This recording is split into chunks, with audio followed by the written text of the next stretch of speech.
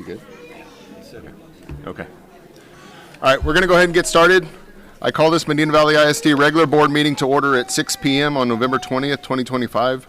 We have a quorum of board members present. Absent board member is Mr. Bonney. We'll begin with a pledge of allegiance, followed by a moment of silence.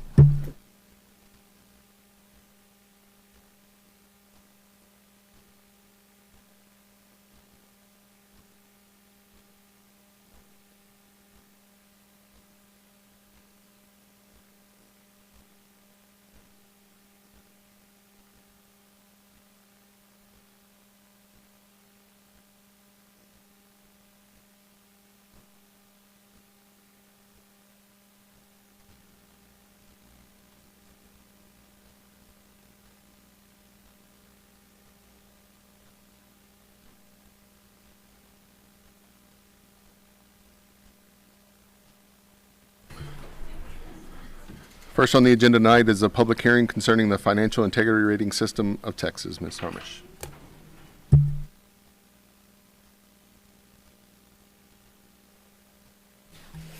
Good evening, Mr. President, Board of Trustees, Dr. Kalos. So tonight we're going to begin our meeting with the first reading and public hearing.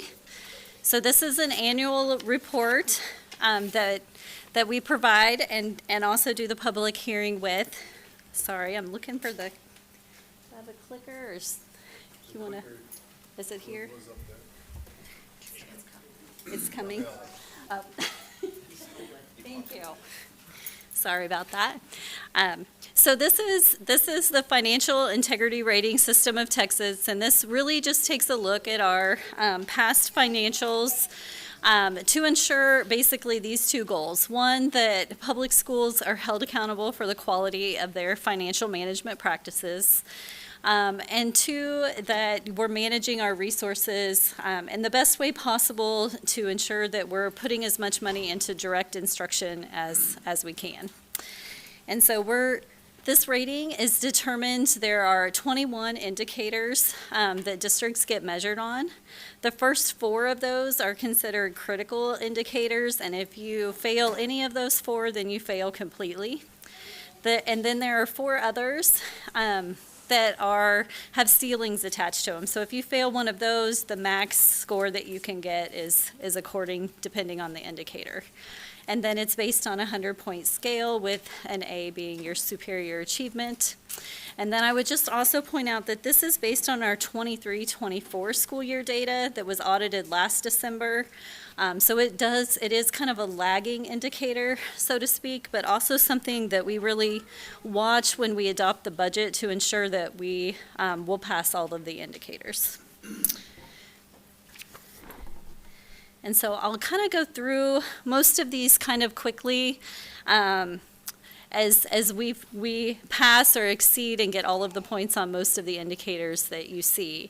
The first 4 are really related to compliance, and so these are going to be getting your audit done on time, having an unmodified opinion, so a clean audit report, making sure you're making all of your payments and turning everything in time. And so as you can see kind of in the chart on the right, most school districts in the state of Texas pass these indicators because these would cause you to automatically fail if you did not. The next, and sorry, the numbers are a little wonky on here. I thought I fixed that earlier. But the next 5 or 6 indicators on here are really measuring your ability to meet your obligations. So there are indicators related to your cash flow, related to your fund balance, your ability to cover short-term debt. And so with each of these indicators, we passed or received the maximum 10 points on each of them. The next set of indicators, the first one is really looking at budget. And so there are a couple in here that do that. Right now, indicator 10 is not actually being evaluated. But it really is measuring that when you're projecting your revenues, that you are coming within 10% of that. And so as we looked through 23-24, we were within 4%. So had it been evaluated, we would be meeting that indicator as well. And then you have the one that we really talk about, and it's indicator 12, is our debt to future debt repayment, so our property values compared to our debt payment. And really, this is the one where a fast growth district is going to struggle the most with, and it's really because they're not considering any of your growth in that calculation. So when it looks at your future debt repayment, it's not looking at your future property value growth at the same time. And so on that one, that is the only indicator that we lost points, and we received 4 out of the 10 points for that one. And I also would just point out that 23% of districts in the state also lost points on this indicator. So it's definitely probably the one it is the one that loses the most points for districts. The number 13 there, or the last one on there, is the administrative cost ratio, and that's always something we watch as well, again, to make sure that you're putting as much into instruction as possible. And for a district our size, we needed to be below 10%, and we're well under that at 7.5%. The next set of indicators are a little bit varied, and some of these have been added over the last couple of years. But it's, again, I guess it's 16, 15 on there with ADA. Again, it's related to budgeting, and it's making sure that we're getting our pupil projections correct with TEA, because that affects our payments that we're getting throughout the year. And so with that, it's a little hard in a fast growth district actually to always have your pupil projections accurate because we're changing so fast and growing so fast, but we still were able to get the full 5 points on that one as well. And then the last 2 on this page are related to the audit. So again, it's making sure our audit submission matches our PEIMS data, and that we didn't have any material weaknesses for internal controls. And the one at the top of this page also is that we don't have any issues with noncompliance as well. And so those are all related to the audit report. The last couple indicators talk about having all of our information on our website, and we do a good job of keeping that up to date. And then I wanted to point out kind of the second from the bottom is to talk about property values at our board meeting prior to budget being passed, and we do that in our workshops, but that is partially why we do it. Also, it's a pretty important discussion that we have in the district with the values growing and working through that. And then obviously we didn't have any repayment schedules as well. So these are kind of a quick snippet of those indicators. TEA has these posted on their website, and you can drill down and actually look at the calculations on each one. If you need additional information on any of them, we didn't fail any of the critical or the ceiling indicators, and the only one that we lost points on was indicator 12, and that gave us a score of 94 out of 100, and we continue to maintain the superior achievement rating. This is just kind of a quick snippet of districts throughout the state. So over 1,000 districts in the state, and 85% of those receive a superior. That number used to be way closer to 100, so I can say that there are definitely, it's gotten a little bit harder to some extent to get all of the points, but still 85% of districts are doing well throughout the state. And then the last piece of this report is that there are 5 different disclosures that we have to also make. And the first is just presenting the superintendent's contract or posting it on the website. And so we have that posted on the district's website. The second piece, and these were attached in your folder, are just travel reimbursements. And so for the 23-24, we did have board members travel to a conference, and so there was about $1,000 a piece for lodging and the registration fees for that conference. And then the last 3, we didn't have none of these applied. So there were no compensation or fees received by the superintendent, there were no gifts, and then no business transactions between the school district and board members. And so with that, I will ask if you all have any questions, and then if you'll open it for public comment. Feel good? Do we have any public comments regarding the first report? If not, thank you. Thank you. We'll move on now to student staff recognition, and we'll start with star students with Loma Alta Middle School. Mr. Lopez.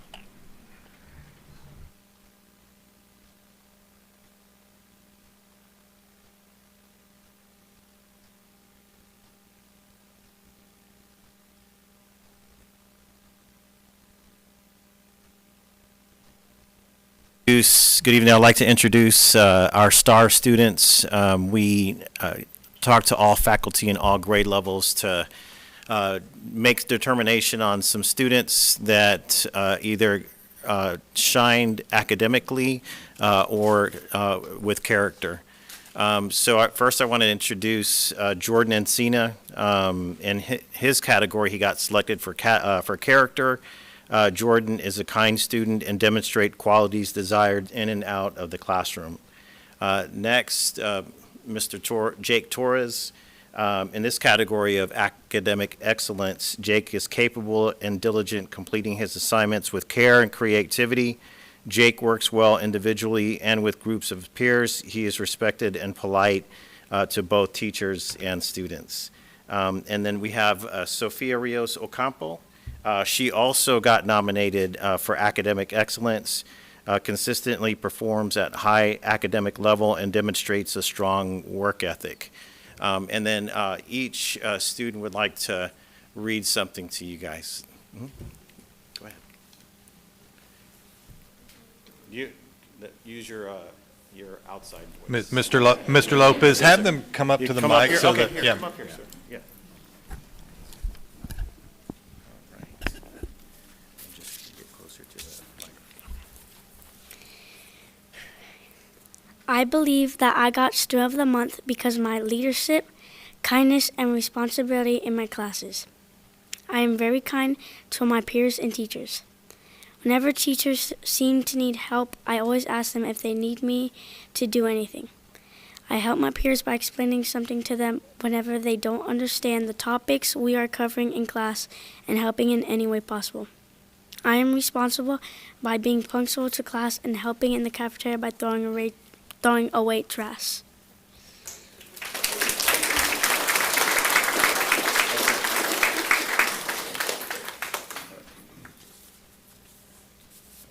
There you go, that's from the board. And then just go back right up there. All right. Next.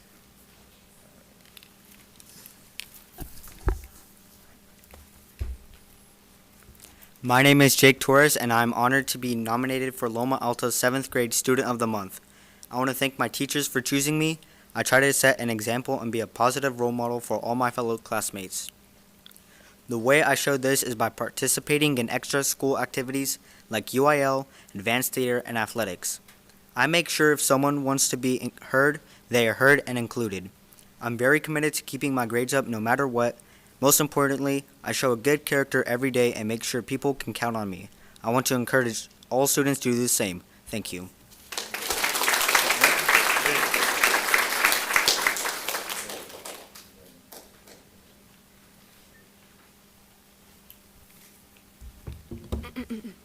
Hi, I'm Sofia Rios Ocampo. I'm very grateful for being recognized as the Student of the Month for October. Honestly, this comes as a surprise when I see the field of my fellow classmates. It's truly an honor. Nonetheless, this award will certainly boost my motivation, as sometimes the love of learning is not enough, especially when it comes to putting great effort and dedication to my studies while sacrificing for some other fun activities. I understand that earning this award also comes with responsibility of serving as a model to the other students, not only in academics, but I also consider sports as an area where discipline and resilience has been the elements of attaining decent results. Every subject, every period is cherished by me, and I demand my whole focus to come along in my learning adventure. I appreciate Mr. Lopez for the consideration of this award and look forward to continuing to improve, thus resulting the future in considerations. Thank you again.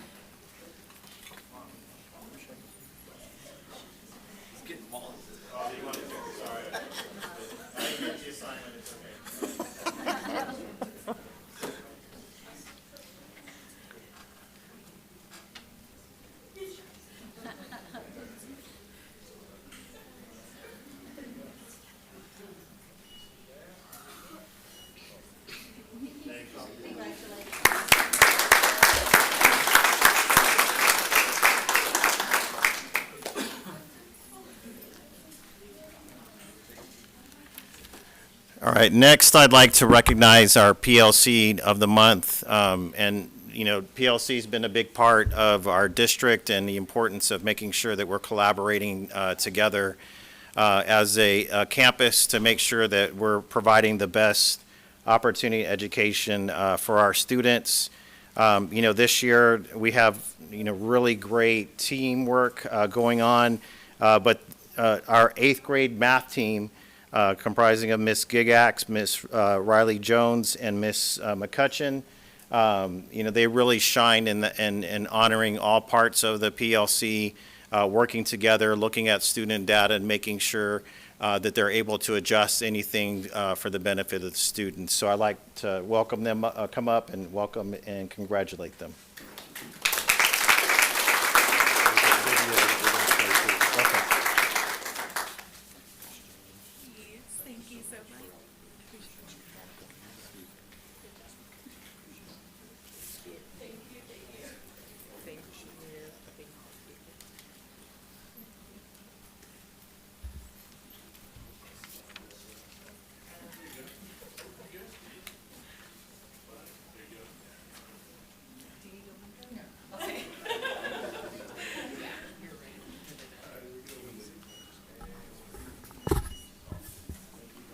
So hold on, teachers, before you leave. There is a video we want to show. So if y'all want to turn around and.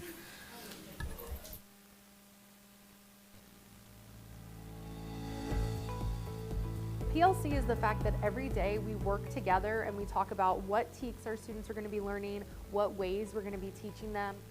I think PLC is like the defining force to a healthy, open communication, collaborative environment amongst just the teachers, which then we can then share that love with our classes. We just take the best from everyone and we're able to give it to our students. With the support of strong, like-minded individuals, we were able to come up with this really, really strong force that has a lot of heart in it. We meet every single day to talk about this. It doesn't end when we walk out the door of that room. It's a continual process where we're constantly looking for improvement on every little aspect, making sure that our TEKS are what we're focusing on for our students and really focusing on that student growth the whole time. No teacher can do this alone. It is way too hard. All three of us together working as a team, we were able to pick and poke everybody's brain to the fullest extent and get the most benefit out of it. I just think that's such a beautiful thing to be able to have a team that we all are so open to constructive criticism. We're all open to trying new ideas because our main purpose and our main goal here is to help the children.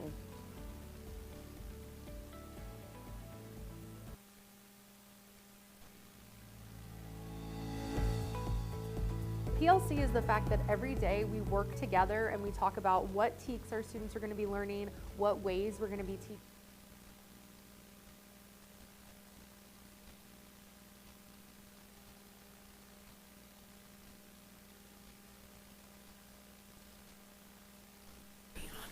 Good evening, board members, guests. So I have the honor of introducing our district holiday card artwork winners for this year. So as Director of Communications, this is something that we send out district-wide, right? We have over 10,000 students in our school district, and so we receive hundreds of pieces of artwork every year to go through. And I'll tell you, it's a very, very tough process to narrow down and select the winners. But I am honored tonight to introduce our two winners. We have one for elementary and one for secondary. And so our elementary winner this year is Adrielle Guajardo from Petrenco Elementary, and she is a second grade student. So again, out of all those grade levels for a second grader to be one of those, that top performing student, we're really excited to recognize her tonight. So.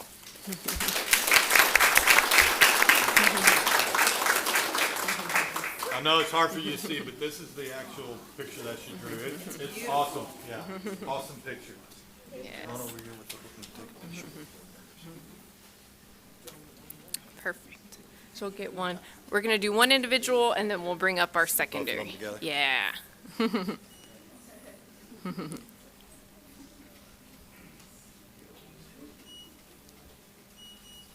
Perfect. Awesome. You stay right there, Adriel. So now I'm going to go ahead and introduce our secondary winner, who is from Medina Valley Middle School. We have 8th grader Brooke Woodbury.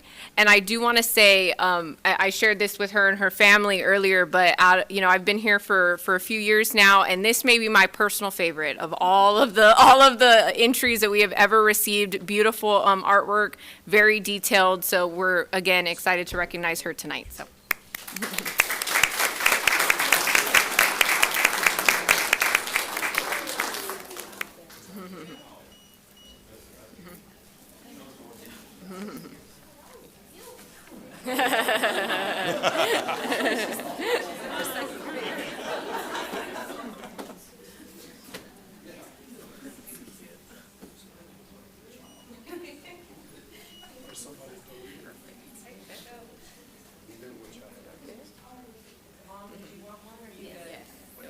Go ahead.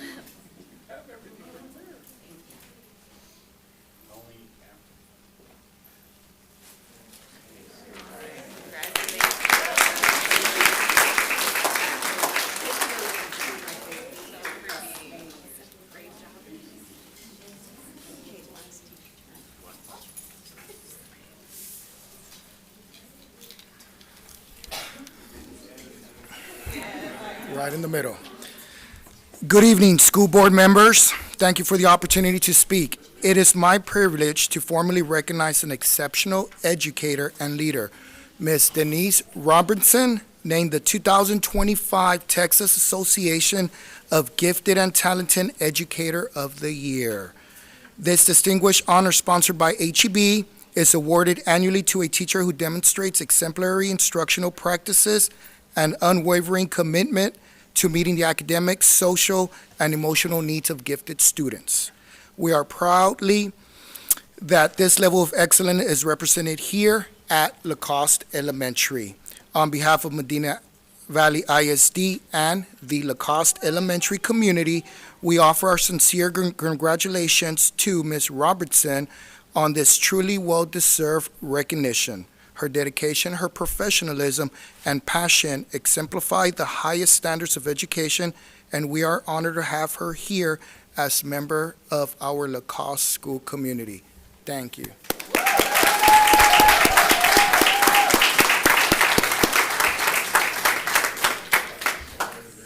Keep it short. No, you gotta get in there, yeah. Yeah.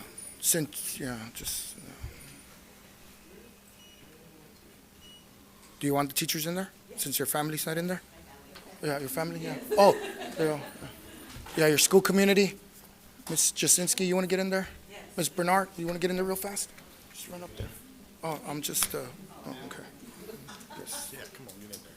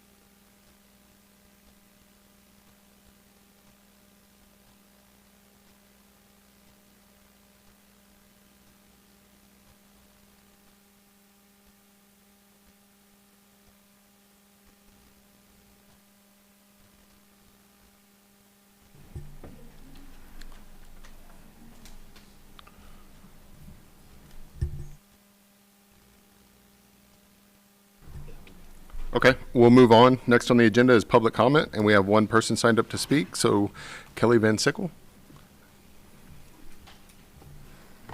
Don't worry about that. Yeah, don't worry about it. Good evening, board members. Ma'am. I'm coming to you today to talk about a policy and everything else that was enacted due to House Bill 1481. I know it thrust a lot of heartache onto the district, as well as many families across the state of Texas. While I'm personally for the thing about keeping cell phones out, it has become more of a problem enforcing this than it has become a deterrence. Specifically, it talked about cell phones, smartwatches, tablets, and electronic devices. Its purpose was to reduce distractions in classes, increase student engagement, and allow teachers to focus on the instruction. This last part, I think, has become a failure for the district and stuff, and not because of anything that's been done, and it's just unfortunately the way that it's having to be taken care of. You have two documents that y'all go by. You go by the Student Code of Conduct and also the Medina Valley Student Handbook. Unfortunately, those two documents contradict each other. In the Student Conduct Handbook, the the consequences and everything else go, and I'll read them off for you and stuff. I'm sure you probably don't have in front of you, but the first offense is device taken, student pickup, and lunch detention for 2 days. The second time the device is taken, parent pickup, and 1 day after school detention. The third time is the device is taken, parent pickup, 1 day of ISS, some exemptions for things that are going on after school, and also a parent meeting. The fourth time is the device is taken again, a parent pickup, and 3 days of ISS. And the same as far as the exemption and parent meeting and stuff. The fifth time the device is taken, it's a parent pickup, and the child is sent to 15 days for DAEP and stuff. Looking at the thing, I found that for having an e-cigarette, it is 10 days of DAEP. I find it's kind of crazy that we go for 10 days for something like that. That's not legal, and there was to 15 days just straight off the bat.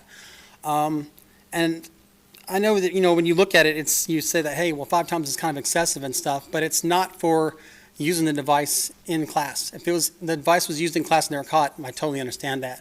Children are being addressed and everything else, and basically being disciplined for having it in their hand, being seen in their bag. Just today and everything else, when I was meeting for a different meeting like that, 2 parents came in. One their child had it in their bag and stuff, and it was seen by a teacher and stuff. And then so they were told to give up the phone, and they had to come pick it up and stuff. A couple people were on board. There's I've heard stories of somebody already in DAP for a phone. What I'm asking, and then when I see the contradiction, if you go to the handbook and everything else, the fourth time for secondary disciplinary thing, it says device is complicated, store for parent pickup after school, will serve additional days of ISS for each offense. So one document says ISS for each offense, and the second one says 3 days right off the bat. So I'd like for y'all to look at that and kind of figure out which one y'all would like to go to. What I would prefer is that if we look at the Code of Conduct on page 13 and stuff, and it talks about, where'd it go here? Sorry, I got lost. Tiny print. Anything else? It talks about things may be done and stuff. And the word maybe means that it doesn't have to be. But right now, it seems like teachers are making it must and stuff. So every time that anything else, a child has some kind of electronic device, they're thinking that it must be done. And the reason I'm here is my child had a pair of earphones in her hand during lunch, was not using them, did not have them connected to anything else, but they treated it as such that it was an electronic device being used and being disruptive in class, and that was not the case. What I'm asking for is latitude and everything else from y'all to allow the vice principals to look at these incidents case by case and allow them to decide what kind of punishment should fit the crime. Inside the manual, you also talked about different techniques on page 15 and 16 for alternative punishments. You talk about assignment of school duties. Picking up trash or cleaning up things around the school, I think would be a much better use of some of our students' time versus ISS or DAP. You also talk about other strategies and consequences that are determined by school officials. Right now, these do not seem to be determined by the school officials. They feel like their hands are tied, and this is coming from some of the school officials I've talked with, and they said that, we have to follow the policy, and the board set the policy, which is why I'm here today, because they don't want to go against the policy. And I don't think they realize that there's, like I said, the word may and everything else is in there, which means that it's not an absolute. And so what I'd ask is that you please look into these documents, talk with the administrators, and allow them to, make those determinations and not say it's an absolute must. And let's try to keep kids out of DAP. I just don't feel like the alternative school is a place for somebody who has a cell phone. Now, if they're in the classroom on it all the time, absolutely, I get it. They're just not, they're not listening and stuff. But for those kids that are, have it in their possession, or it falls out or something like that, or, not using it during a time period and stuff, I ask that you please look into it and see what alternative means. Would that be using your coaches, other programs like that to help them, figure out what they need to do in order to keep themselves in the right path? That is all I have. Thank you. Thank you very much.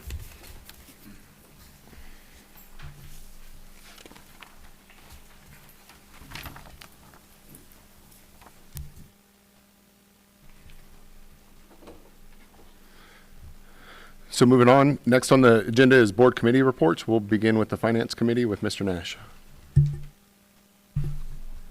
Good evening. The Finance Committee last met on November 12th. The committee consists of myself, Nathan Fillinger, and Suzanne Lee. The following items were discussed. We talked about construction updates and purchases that are going on in regards to those construction updates. Most of that is being funded out of the bond. We talked about the first rating report, which was presented earlier in this meeting.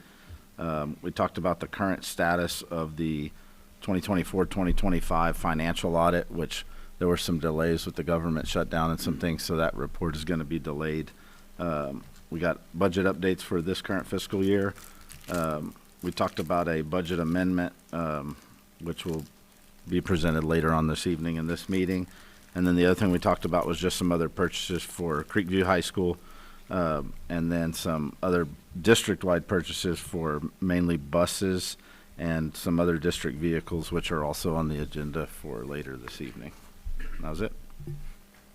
Any questions? If not, we'll move on to the Construction Committee with Mr. Biediger. All right, good evening. The Construction Committee met on November 12th.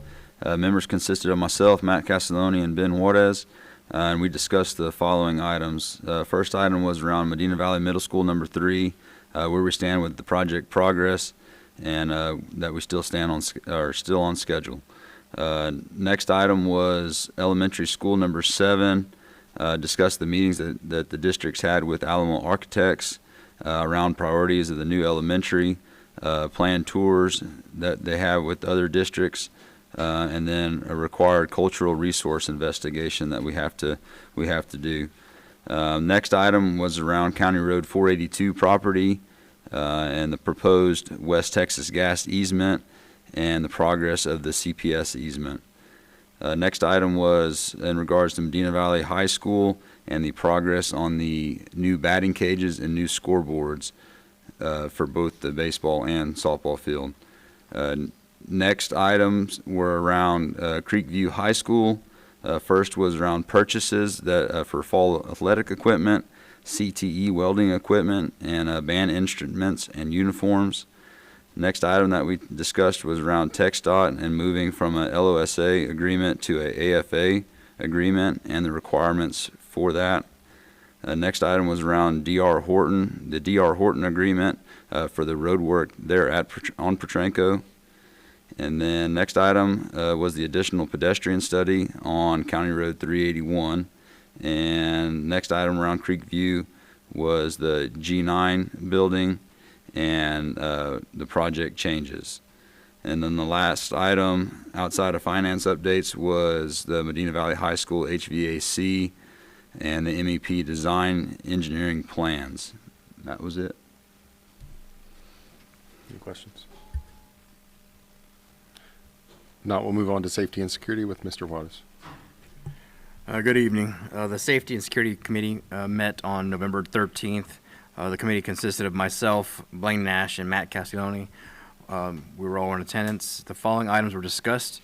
We discussed again the police department updates, Safety project updates consisting of district security cameras in the district, as well as the access controls. Campus security upgrades regarding our safety film on the windows and metal detection devices. And we also discussed the TEA campus security walks, the audits, 4 completed and all passed. An additional item, and finally, we discussed the Creekview High School logos regarding the 3D cat heads. And that was it. Any questions? Okay, and we'll move on to the curriculum committee with Ms. Lee. Okay, we met on November 13th. In attendance was myself, Matt Castellani, and Joe Biederger. The following items were discussed. The tiered model, instructional model, explained the 3-tier instruction model, begins with direct teach to all students, then proceeds to small groups to target instruction. From gaps to gains, example of daily class schedule incorporation of blended learning, resources for blended learning. Third, building principles, presented how principles impact student achievement, instructional leadership has great impact on learning, and to support teacher expertise. Instructional coaches, there are 2 coaches per campus. They facilitate PLCs, observation of teachers with follow-up. Model teaching in the classroom, they facilitate MAP testing. There's weekly, bi-weekly meetings to support coaches to provide training to support teachers. Academic coordinators, they provide support for campuses through professional development, develop and maintain curriculum, classroom management support. Intensive boot camp for campuses, they are preparing for improving student achievement. Logos were presented that showed examples of additional high school logos for Medina Valley High School and Creekview High School. Any questions? Okay, then we'll move on to the construction briefing with Mr. Barajas.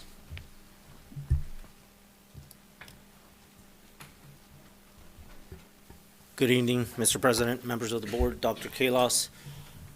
Here with me, I'll have RT to assist on the construction briefing for Creekview High School, and then Mr. C's to also assist on the other presentation of our 2 projects. To start off with our Creekview High School update, we are currently at 86% complete as of this month of November on the original GMP portion of it. And the stadium, we've reached 33% completion on it. So what this means, as you can see on this is a, excuse me, aerial image of the southwest corner of our property. As you can tell, there's still a lot of work on the site that's ongoing and in progress.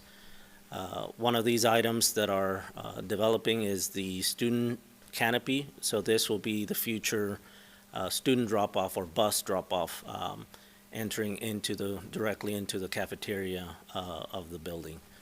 Moving on to the visitor side of the stadium, the concession building and the multipurpose building are now dried in, receiving waterproofing in preparation for fixtures and all the other elements that go in within the building. On the home side, on the top left-hand corner, you can see the multipurpose building with the CMU already near completion in preparation for the structural roof. And then the formwork and preparation for the structural slab of what will be the home concession building, again, on the home side. Moving on to the tennis courts, receiving the last surfacing or paint surfacing on the courts for them. And, sorry, as you can see, the bleachers have also been placed. I know we're holding on the canopies. We want to hold on to those as much as possible, being that there's still quite a bit of site work. I wouldn't want those to get deteriorated. Now moving on to the baseball field and the turf. This picture was taken as of Friday, but as of yesterday that the turf is now complete with being laid out. We're pending the sand infill in the next couple of weeks. And also the bleacher sections are near completion, and we're scheduled to receive the press box early next week around Tuesday. One thing you don't see on this picture is they've also started on the softball field turf project. And then now I'll hand it over to RT to talk on the interior scope. Good evening, everyone. To give a little update on the interior side. So this is the kitchen area. The kitchen equipment, about 95% of the equipment has been delivered. This is in the serving line area. This is the auditorium, finishing up the cloud section that we're calling it right there, where the finished coats of paint. Final coat will be done this week. And then we'll start installation of the wall, the acoustical panel that goes on the wall. The auditorium seating is scheduled to come at the end of December, early January timeframe. This is within the band hall area. All the musical storage has been placed against the wall. Concrete floor has been polished in that area, just finishing up, putting up tectum panels or acoustical panels on the wall, and a little bit of light overhead work. Lights have been turned on in that area, and we have power to about 95% of the building as of now, which is great. Here's the gym floor laid out, and this is as of last Friday, I believe. As of today, that floor has been 100% complete put in. They've finished completion on the competition gym as well. They're sanding the competition gym, and they'll work on sanding the auxiliary gym here soon. Gym seating is scheduled to come December 18th for the competition gym. And this is inside the boys' locker room area. The cages, metal wire cages have been installed in place, and then metal lockers are starting installed this past week. Okay, press anything else? Any questions on Creekview? Yeah, where do we stand on the TxDOT changes, the agreement with the, for the road improvements in that area? So as of last week, we got a right of entry Okay. letter from TxDOT allowing us to begin the work. We're still waiting on their team to deliver the AFA so that our legal team can review it. But Okay. as of right now, we got the go-ahead. We actually had a kind of pre-construction meeting this afternoon with TxDOT and AHJ to develop the plan and phasing for that project. So. Okay, good. I also think that's probably one of the reasons it rained today, so. Any other questions on Creekview? All right. Moving on to the next one for the AgJ ROTC building. On this project, we've reached 34% complete, and I'll let Mark give us the update.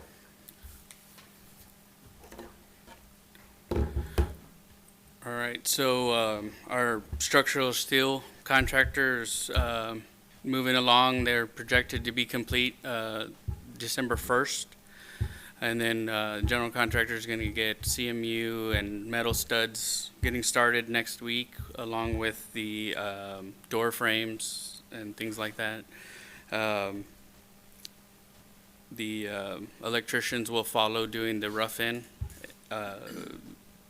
We've got our phase 2 electrical transformer in, and so the electricians can now start getting in the gear so we can have that ready to get powered up. And the greenhouse is complete, slab complete, so that's the update for ag. Any questions on AgJ ROTC? Okay, moving on to our last construction briefing for middle school number 3. Again, this one 14% complete, again on schedule. So this is what the road looks like currently along or feeding off of Montgomery. So they're actually laying the last lift of asphalt on the road. As you can see where the dump truck is, that would be the decel lane feeding our parent drop-off and pickup lane. The site also, or the water has been turned on to our property line. So right now, we're waiting on our utility contractor to install the meter, but as of right now, we have full access to water on this property as well. In terms of what's been done in the last month, Bartlett has poured all of Section A in 2 pours. So this is the suspended slab on Section A, and Mark can give us the update on the rest. So we're about 60% complete with the piers. They are framing out to pour Area B. The utility contractor has completed all the storm in the north portion of the project and is moving to the west. The steel contractor, the steel frame contractor is going to be starting first week of December. And electrical site work has begun. They have electricians on site starting the site work, and progress is going well and no foreseeable schedule hindrance. Any questions on middle school 3? All right. Appreciate it. Thank you. Thank you. Next is the financial briefing with Ms. Harmish.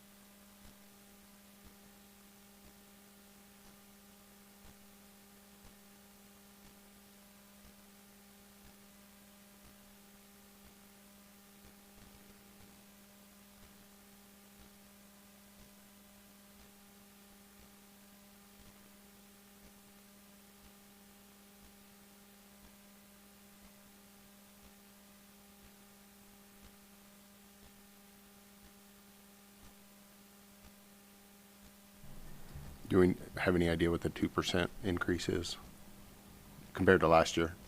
Any idea what the 2% increase in expense is? That capital projects or? I think that when I went through and looked at it, we were looking at, we're just a little bit lower, and I think it's because we have a lot in our capital projects for this year, and those expenses are not gonna hit until we purchase the buses and we do some of those things. And so I think when you're doing the ratio of what we've spent, we have a larger budget and our payroll is a little bit less because we have some in the capital projects. I don't know if that makes sense. We have some delayed expenses basically, so they're not hitting yet. Okay.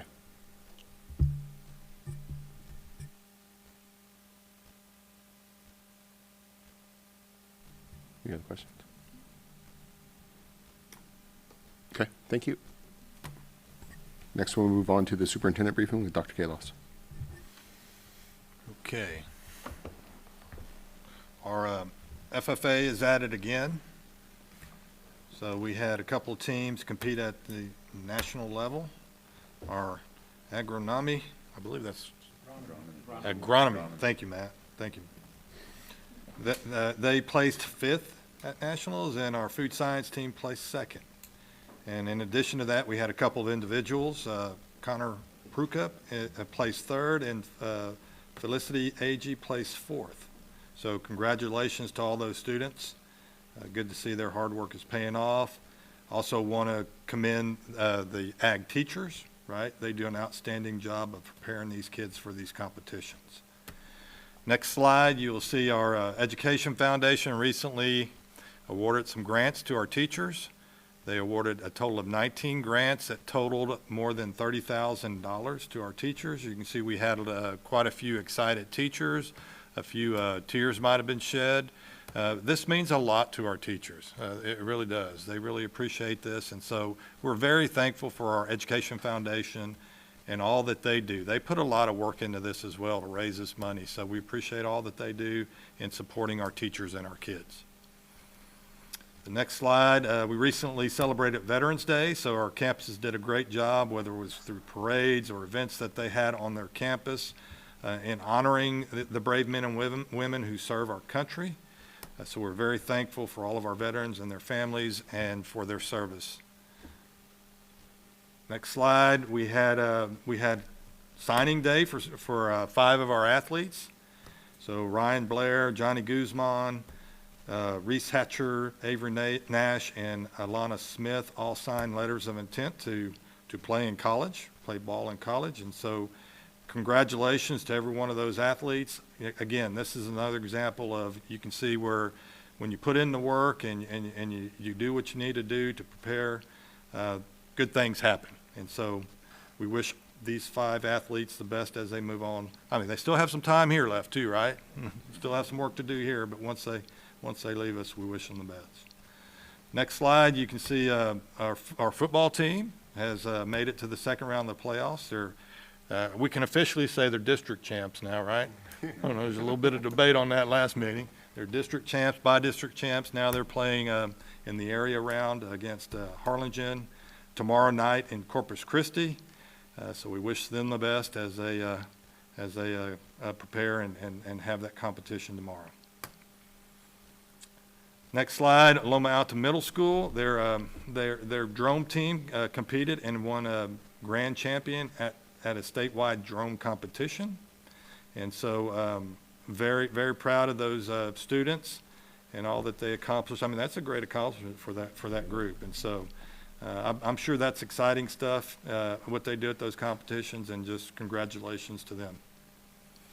The next 2 slides are employees. We want to recognize our employees of the month for the month of October, as well as we have some gold card recipients on the next slide. And so we have a lot of great employees in this school district, and it's important that we recognize the good work that they're doing.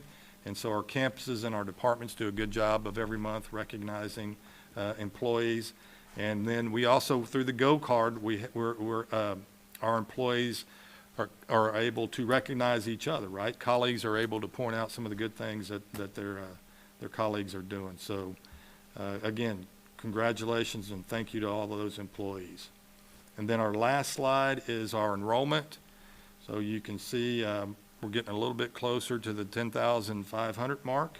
We've grown a little bit, but staying pretty steady over the last few weeks. And so you can see what we're at each campus and as a total there. Any questions from the board? Nope. Okay, moving on. Next is discussion and possible action items. First on the agenda is consider approval of consent agenda items. Dr. Kalos. So agenda items are listed on the agenda. All items have been reviewed either through board committees and or board updates. And so they're presented tonight for approval, and we can, if any board members have questions over any of them, we can pull them and discuss. Any questions or anything pulled? Okay, I'll look for a motion. I, Joe Biediger, move to approve the consent agenda items as presented. I have a motion. Do I have a second? I, Ben Wallace, second the motion. I have a motion and a second. Any further discussion? Not all those in favor, raise your hand. All board members voted for, and the motion carries. Next, we have consider adoption of resolution for a one-time retention stipend of $750 for employees that were full-time prior to October 31st, 2025, and do not separate service prior to May 29th, 2026. Mr. McGraw. Good evening, Mr. President, board members, Mr. Kalos.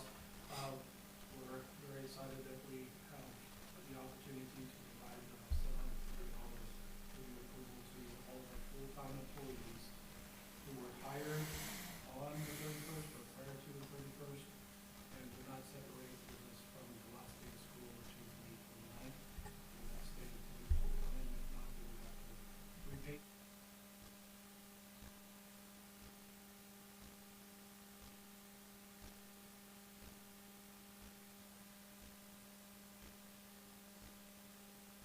Can we talk about the funds before? Yeah. Yeah.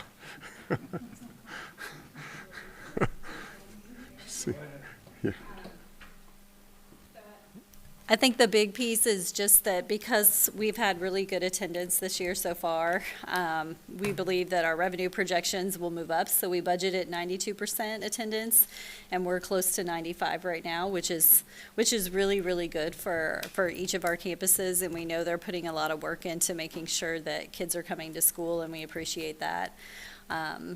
And so with that, we do anticipate that our revenue will increase to offset the cost of the stipend. I think it's just over $1 million, $1,022,695 to be able to do this for everyone. Okay. Any other questions? If not, I'll look for a motion. I, Blaine Nash, move to adopt the resolution for a one-time retention stipend of $750 for employees that were full-time prior to October 31st, 2025, and do not separate service prior to May 29th, 2026, as presented. I have a motion. Do I have a second? I, Matt Castiglione, second the motion. I have a motion and a second. Any further discussion? If not, all those in favor, raise your hand. All board members voted for, and the motion carries.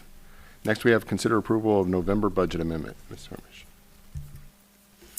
Hello. So there are a couple of components to the budget amendment we're bringing to y'all tonight, and we discussed in Finance Committee. And the first part are just a couple of reallocations of funds. And so it's reallocating funds from function 11 to 36 for the purchase of the activity bus that we approved last month. The second one is to reallocate funds from our Function 81 capital projects budget to Function 52 for some needed safety items throughout the district. And the third is we receive funds from our insurance carrier for an insurance recovery payment, and we want to be able to allocate that out to our transportation to make the necessary repairs to the vehicle. And then the fourth and most significant part is the increase to the budget for the stipend, the one-time retention stipend that y'all just approved. And so the first three items are not causing an increase to the budget, but the piece for the stipend will. And with that, the next page, this page just shows you what that allocates out to by function.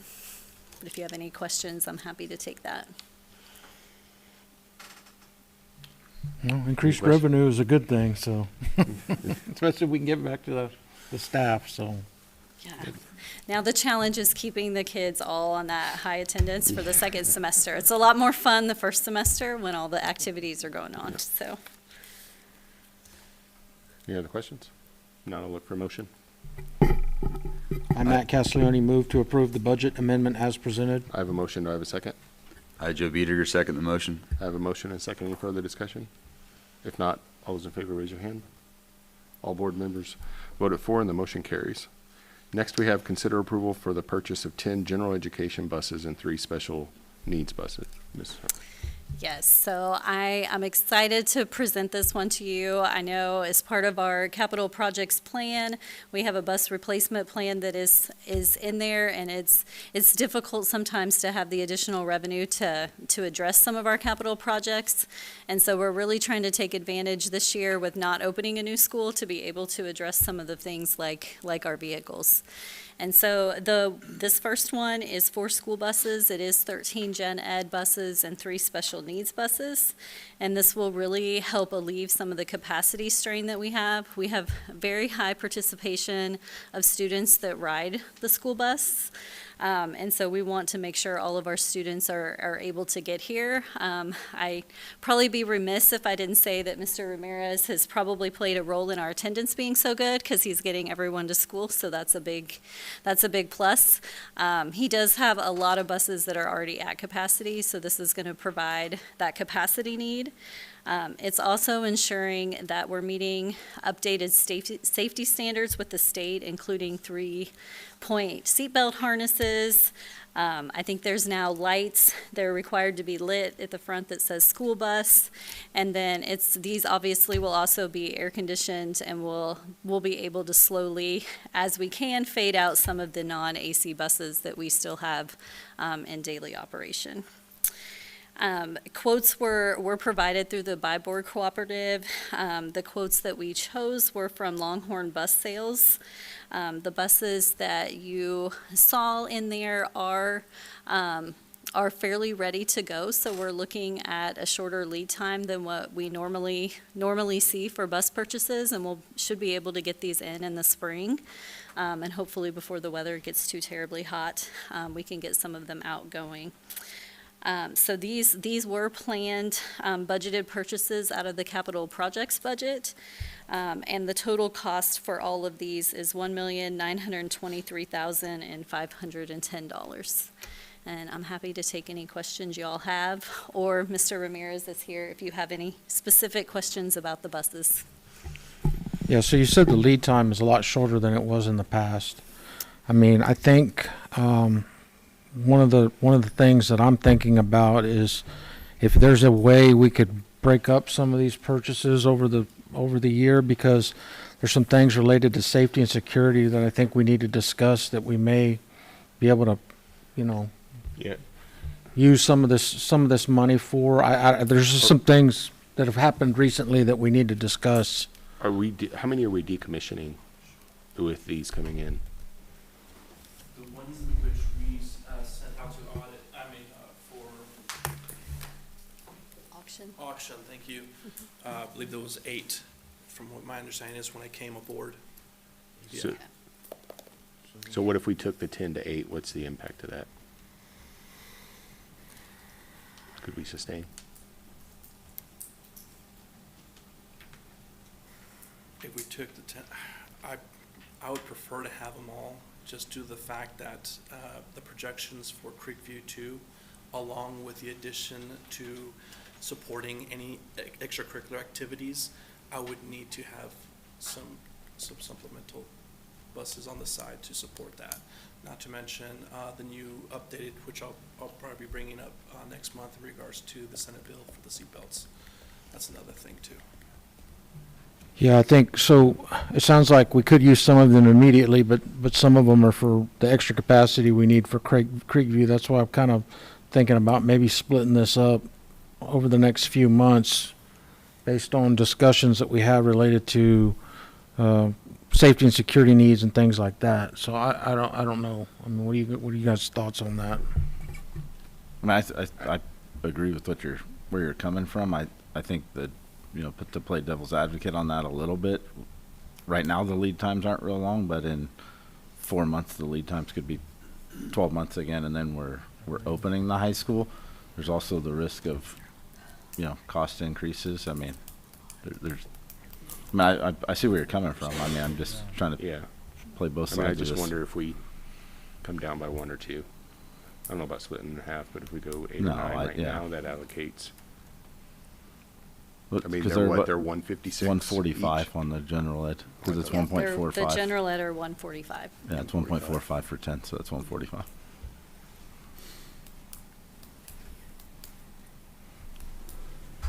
I mean, transportation and getting our kids to school is important, but I mean, we got other things that I'm concerned about that I really think we need to discuss, and I don't know where we're going to get the budget money for those things. That's why I'm looking at, our discretionary purchases here and where we can get it. So,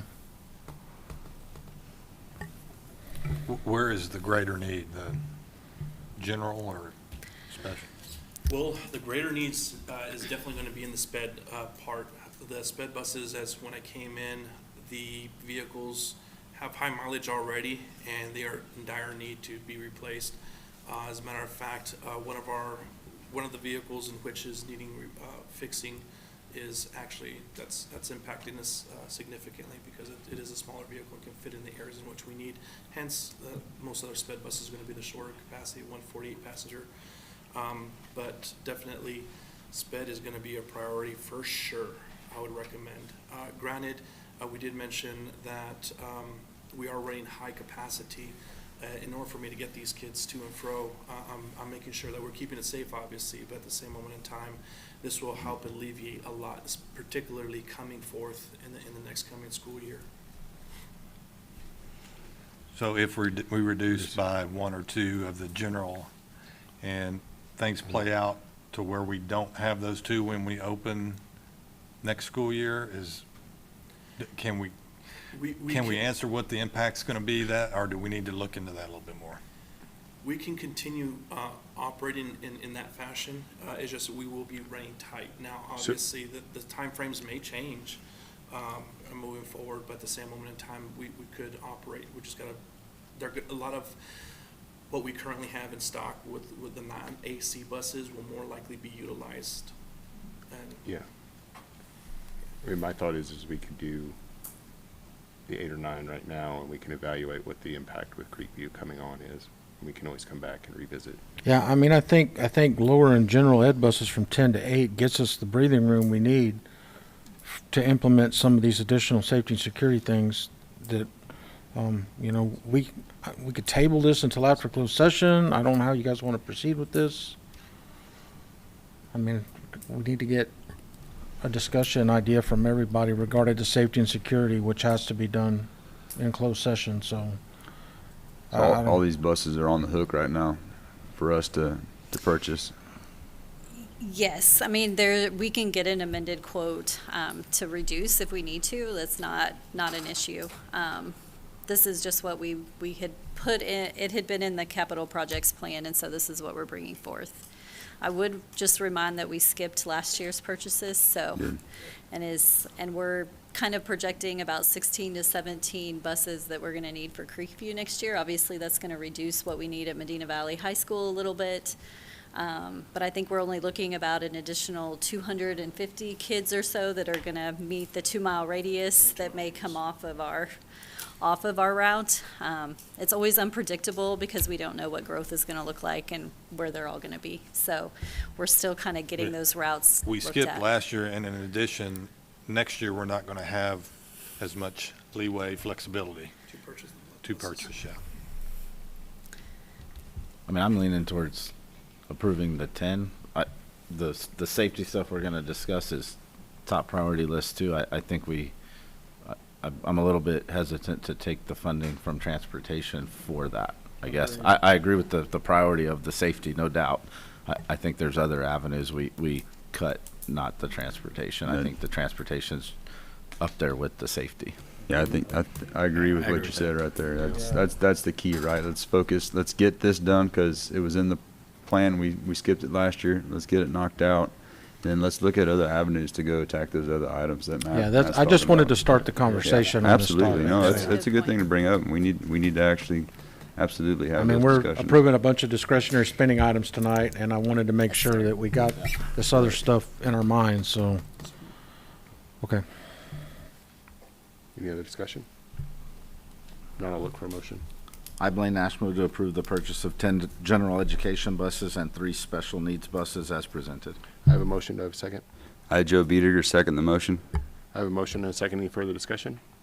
Not all those in favor, raise your hand. All board members voted for, and the motion carries. Next, we have consider approval for purchase of 2 Suburbans. Ms. Summers. So these are also high-need vehicles for the district because it allows us not to put a full-size bus out there whenever we can just get by with a smaller group taking a Suburban. It gives us just a little bit more flexibility. It also doesn't require a full CDL to drive these. So it allows some of our coaches and academic sponsors that don't have a CDL to be able to transport their kids. So this was also part of our planned purchases for this year, and the ask is for 2 Suburbans. You all have a copy of the pricing list, and so Caldwell County Chevrolet was the lowest cost for the Suburbans.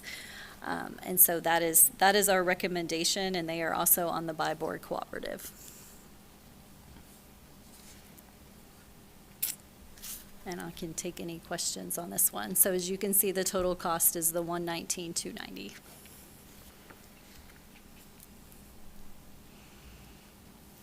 Any discussion? Now I'll look for a motion. I, Matt Castelloni, move to approve the purchase of 2 Suburbans as presented. I have a motion. Do I have a second? I, Ben Wattis, second the motion. I have a motion and a second. Any further discussion? Not all those in favor, raise your hand. All board members voted for, and the motion carries. Next, we have consider approval for the purchase of 2 F-250 maintenance vehicles. Ms. Summers. So once again, we're hitting vehicles. The maintenance department also has gone without getting any useful life replacements over the last couple of years due to budget constraints. And so they did plan and budget for 2 replacement vehicles this year. They have multiple that have repairs and are not able to be driven. On the bid sheet that you see, or on the quote sheet, the reason for their choice of the Super Duty cab is they need the extended cab version.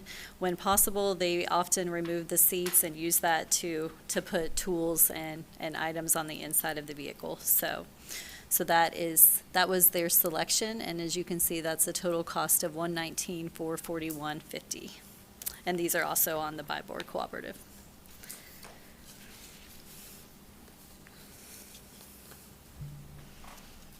Any discussion? Not I'll look for a motion. I, Joe Biediger, move to approve the purchase of 2 F-250 maintenance vehicles as presented. I have a motion. Do I have a second? I, Matt Castelloni, second the motion. I have a motion and a second. Any further discussion? Not all those in favor, raise your hand. All board members voted for, and the motion carries. Next, we have consider approval of the Medina County Appraisal District Resolution to cast 1,575 votes to elect directors for the years 2026 and 2027. Dr. Kalos. Yes, in a previous meeting, the board was able to nominate someone for the Medina Central Appraisal District Board, and the board nominated Cynthia Malone. So now the board is able to cast votes for this position. And so it is, we have a total of 1,575 votes. And so the board is able to cast those votes for Ms. Malone if they so desire. Any discussion? I'll look for a motion. I, Matt Castelloni, move to cast the Medina Valley ISD 1,575 votes to elect a Medina Central Appraisal District Director for the years 2026 and 2027 for Cynthia Malone. I have a motion. Do I have a second? I, Ben Wattis, second the motion. I have a motion and a second. Any further discussion? Not all those in favor, raise your hand. All board members voted for, and the motion carries. The time is 7:15 PM, and the Board of Trustees will now convene in closed session as authorized by Section 551071, 551074, 551076, and 551089, and 551072 of the Texas Open Meetings Act to discuss agenda items 6A through C. No action will be taken in closed session. The board is now in closed session.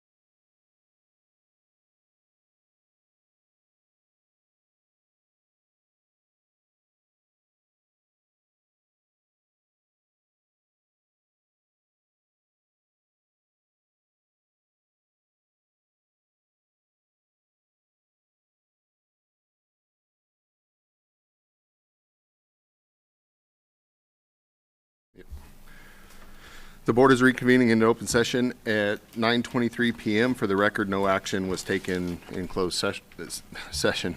Next on the agenda is consider approval for the purchase for safety and security as presented in closed session. We have decided to postpone this and will not be taking any action at this time. So now we have consideration of future meeting dates. The next regular board meeting is scheduled for Thursday, December 18th, 2025 at 6 PM. And last, we have adjournment, and I'll look for a motion.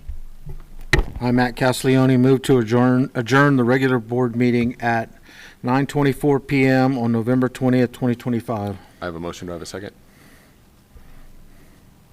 I, Joe Biederger, second the motion. I have a motion and a second. All those in favor, raise your hand. All board members voted for, and we are adjourned. Thank you.